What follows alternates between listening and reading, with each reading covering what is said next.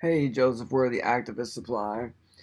Got a ton to go over in this video, and I have been kind of struggling with how to put the information together, and I'm not going to do a great job probably, but I just want to introduce the information, and we're going to do different designs this way, and we're looking at the bear. I used it because this will just help us understand a little bit more. So we did the bear before, and we did the darkest color, and then we let in white background. Well, that's assuming you have a white background. In some cases you may not have a white background, and so you would definitely base this so that you would have the white for the background so that it would be like a gray color.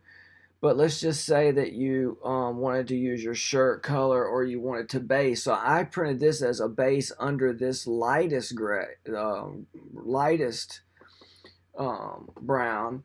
And so what we've got to talk about is contamination of background color, dot angles, interlocking, overprints, percents, and how they'll work together. There's so much to cover and so much to talk about in one video. I really don't even know how to start and go through it all. But I'm going to go in Illustrator first and show you how I kind of worked the bear this time. So um, just kind of give you an idea. So the yellow thing is a base, but at this point I hadn't knocked out where the black would go and everything. So I decided I was going to go with a percentage of black under this and a percentage of this, and I was going to do this whole. So I knocked out here, I knocked this out to knock out, and I've got 3 documents, and it's all in various stages of the working. I didn't leave it set up well, so I'm just going to try to explain it, and I'm kind of trying to explain why. So first of all, let's look at this. All right, so when you have a color, what we did the other day was we worked within the tints, and the tints are right along here. So that's introduction of white into your design. Okay, almost it'll get some contamination, but if I touch anywhere in here, it's going to give me a red value in the magenta, and it's going to give me close to, well, because it's red and we're in this mode. Let me just show you kind of.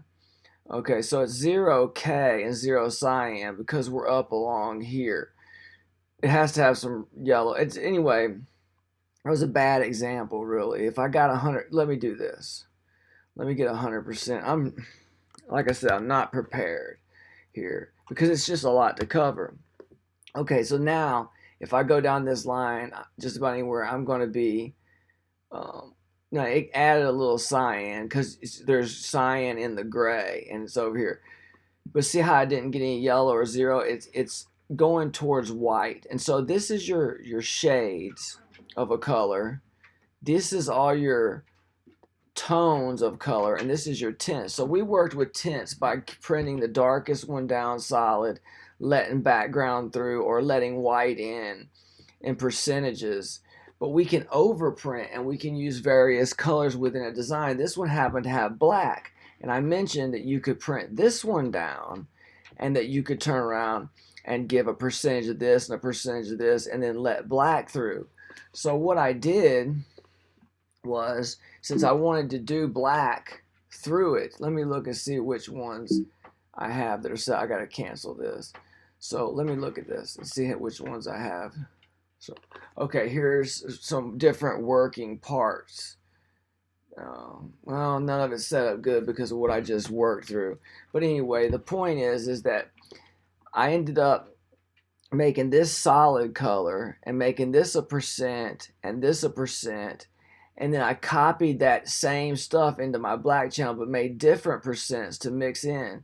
So the lighter you get, the more white you add in, but the more you open it up and get a lesser percentage when you're working with black, the darker you get because the more black you're letting in.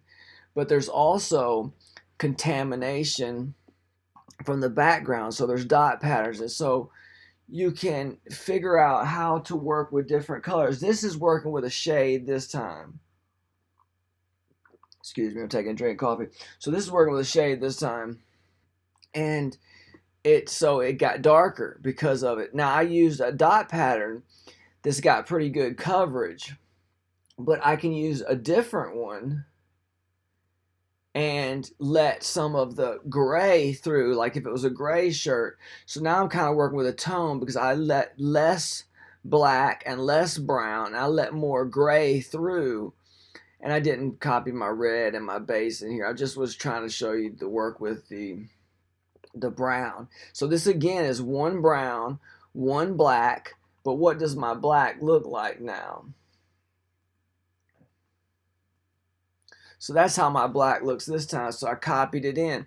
I don't have any black where the lightest color is, but I have black where the other colors are.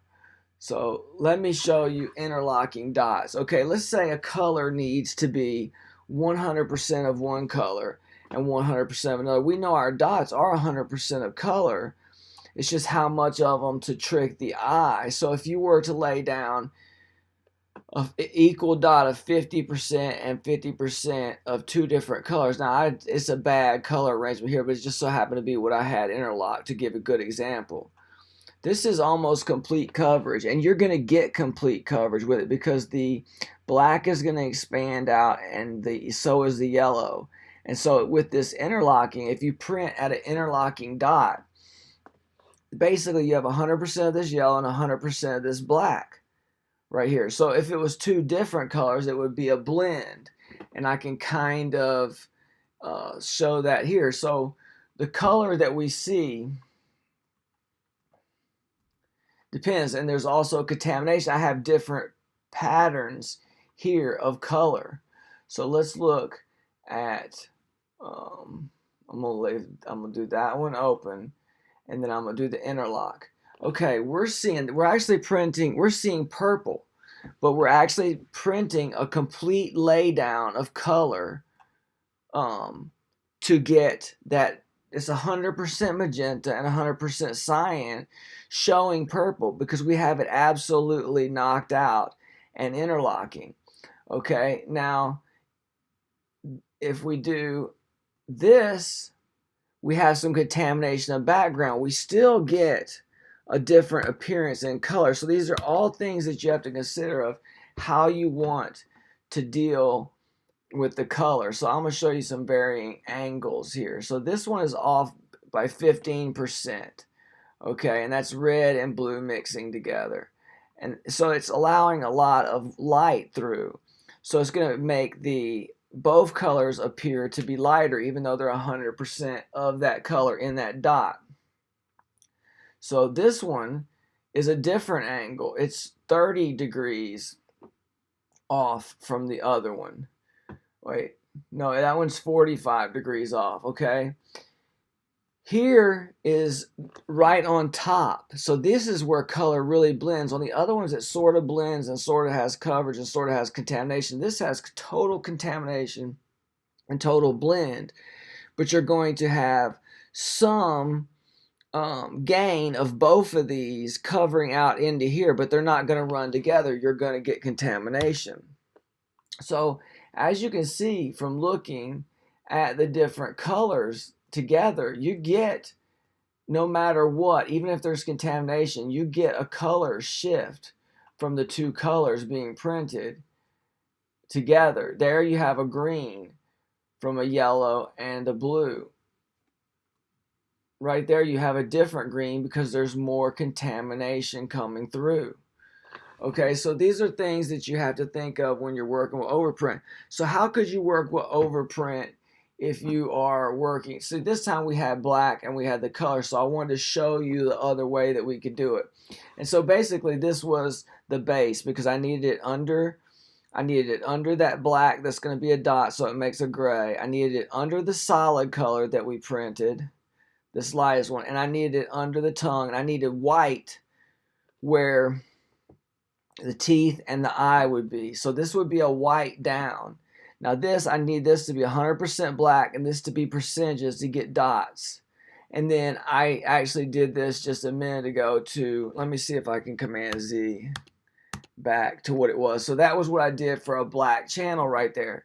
And so I copied this in to here and put it at a percentage. I copied this in and put it at a percentage.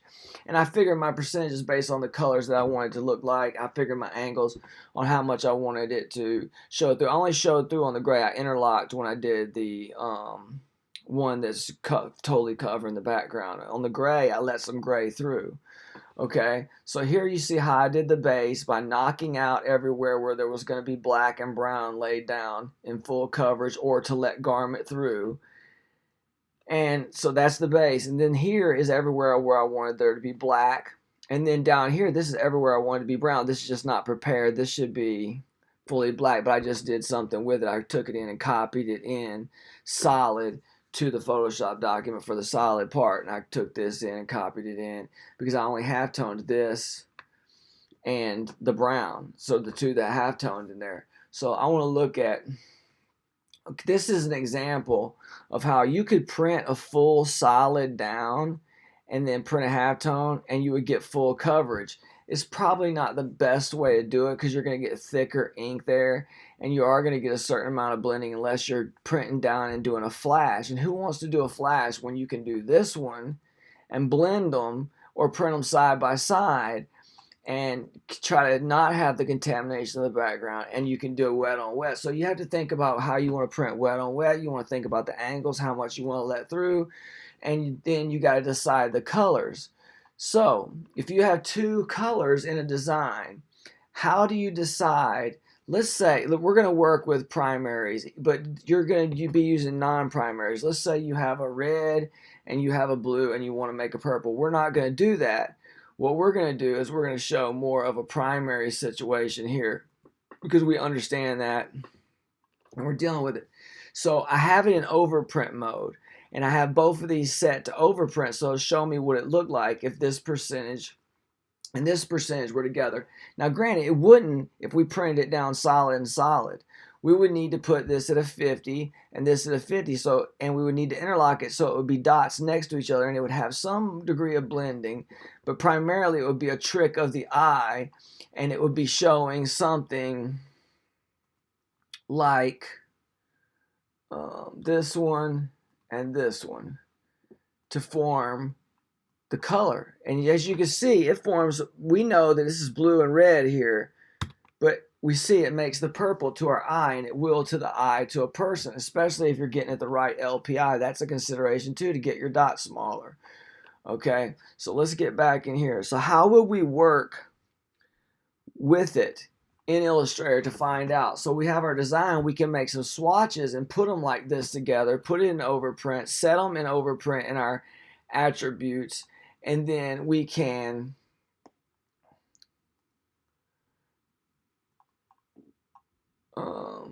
so let me grab this, okay, because I want to do this. I want to make this a spot color. It's probably gonna make me change the name. No, it didn't. It didn't. Okay. So now we want to grab this and we want to make it a spot color. And so this is what we can do once we have our colors and we're deciding the other color that we want to blend to make, so that we can decide how we want to put those together. All you got to do is copy them on top of each other and make them in separate plates the way we broke up the bear, but to go in the same area. And so we can look right here, if we grab this, we can look at what varying percentages will mix like with 100% yellow. Then we can look at what this percentage, we want to do something close to 100. So if we take this one, now granted, this is going to tell us the colors, but we have to do the equation of background penetration. We have to do the equation of what it really means. So 50 is really a 100, okay, in a sense. So if we put it down to 50, we know that's going to put a 50-50-50 dot. So really we have to say, if we do like about a 45, that's like a 90% color. Okay, but we don't look at it like down here. We have to do the conversion in our head. We're going to figure out about what it would take to make the color that we want. And then we can set it up in dots to make that color. So if I wanted to do about a 70, I would do about a 30% dot of this and this is a 50, so it's half, so I'll be about a 28%. It's a little more than half, so about a 28%, and it would get these two together and make this color. And if I put it at the right dot pattern, it will have less contamination from the background, and it will make other colors. And also you have to think about whether you need a base below it or not. So I'm just trying to get you to see how we're going to take a design in a couple days, and we're going to have 2 or 3 colors, and we're going to try to make it a few more colors, or we're going to try to take a design that has many colors and break it down into fewer colors. Now you can use a lot of math for this, and you can play with your angles, and you can set up your halftones, and you can make previews inside of these programs. And that's not going to show you much here because they're pretty much going to do what they do right there. I don't have those set up as spots right there. It wouldn't have mattered though. They could be set up as CMYK. It's not going to make much difference with a black and a brown. But I just wanted you to see. So this is how I took the black plate over. I set each one of them up in a separate document and took them over.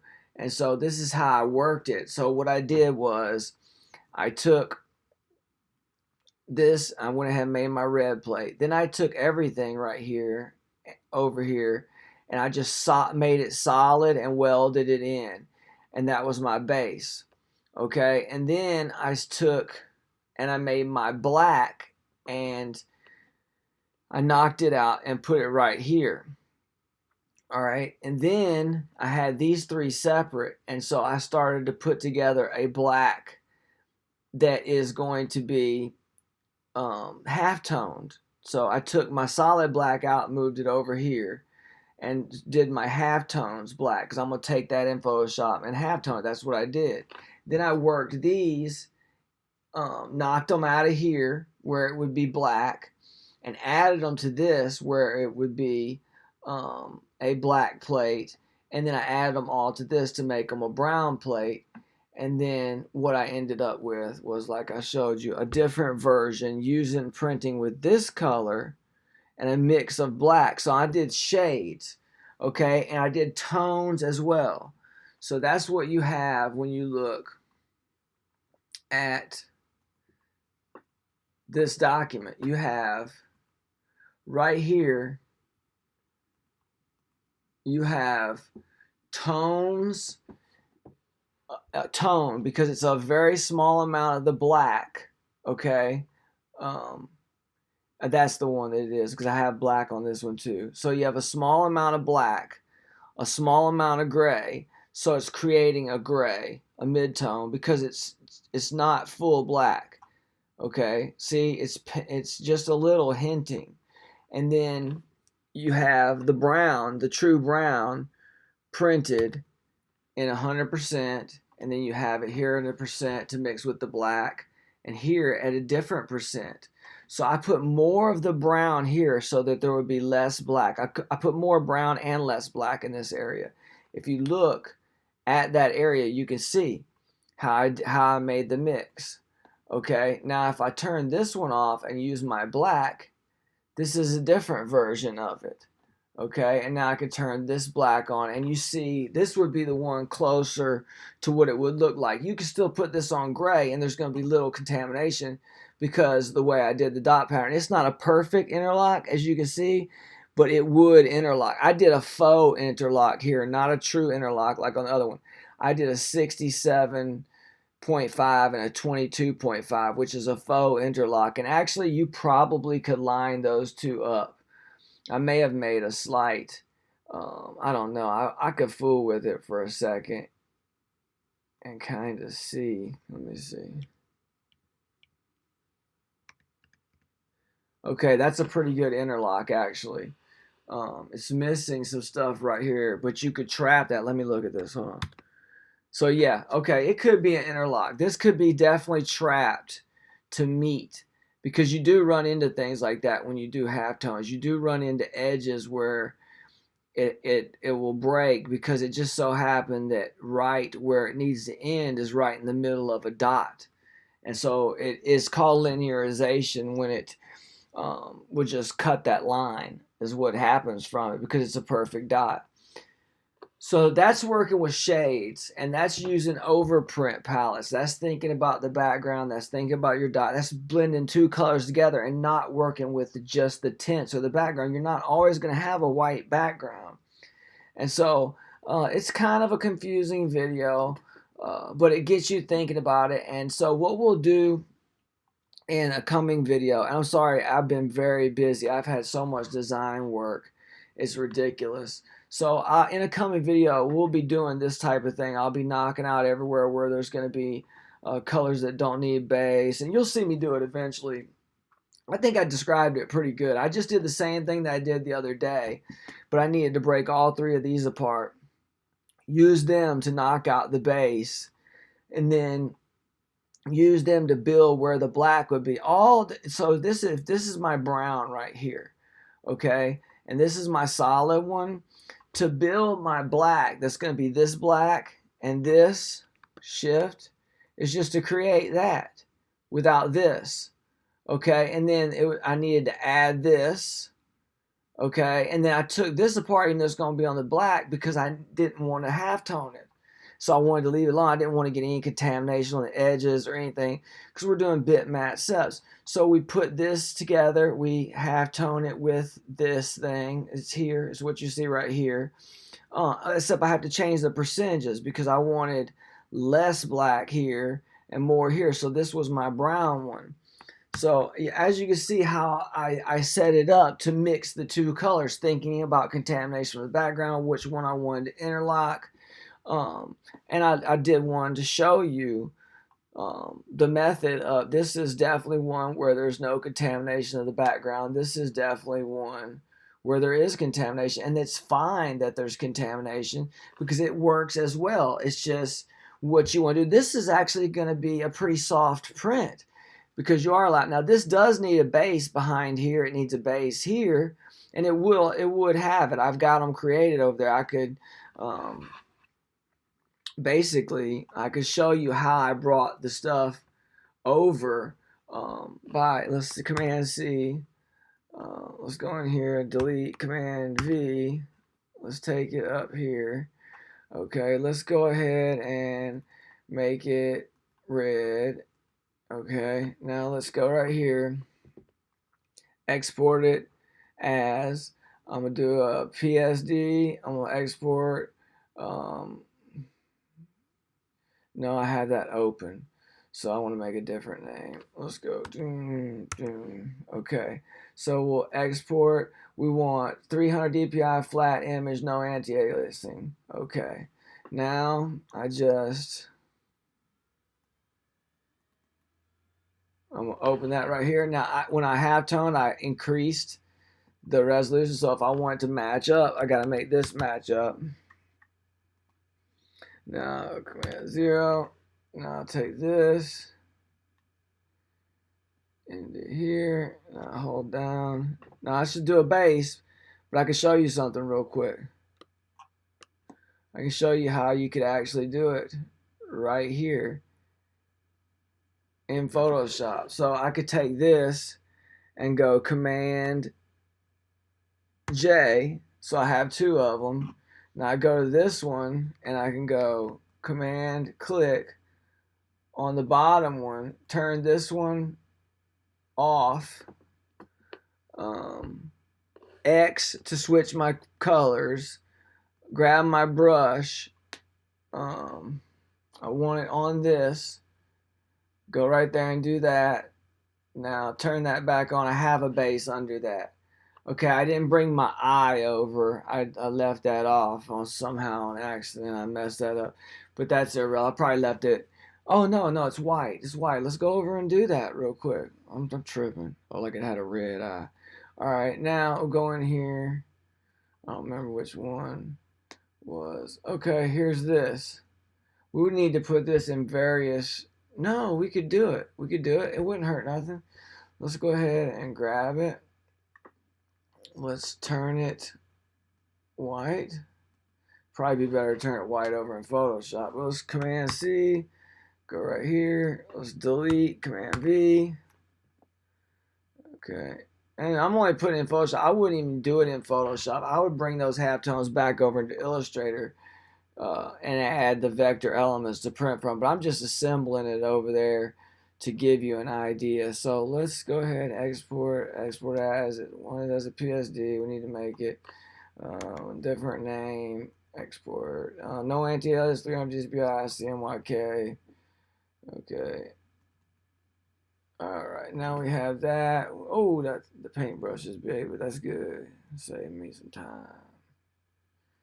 1200 DPI. Okay, it's gonna get big. Now I'm gonna go Command 0. Now I'm going to drag this into here. I'm going to Shift Hold. It's not gonna fall right because the way things kind of fell. So let's get it in behind there so we can do like that. Oh, what do we have here? Oh, that's terrible. Delete that. Or Command D. Alright, I had something I shouldn't have. Okay. Alright, so let's take this and let's put it right there. It's not under these, so we're going to have to do it this way.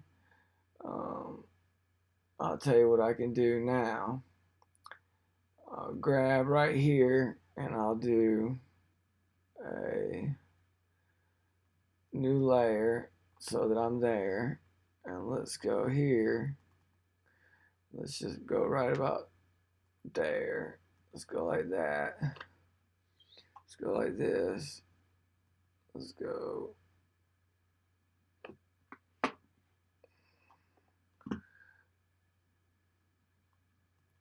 like so. So now you see what it looks like with the base. We do want to apply. All right, so there's how your white makes the gray look around here. And that looks really good as a print right there. And so we built it using Overprint. So in other words, we still wanted to use our one brown plate, our one black plate. We needed a base this time, so we used it minimally. We've got it behind here, we've got it behind here, we've got it peeking here because it's not going to be problematic. And we've got it peeking through the dots. So that's a basic setup for understanding the dot patterns, the contamination. Now that same stuff occurs in simulated process. The angles, the contamination, the color, that's why you have to really learn about the dot game. We're going to get into all of it. I wanted to get a video out. I appreciate you watching. Joseph Worthy, Activist Supply. Thanks.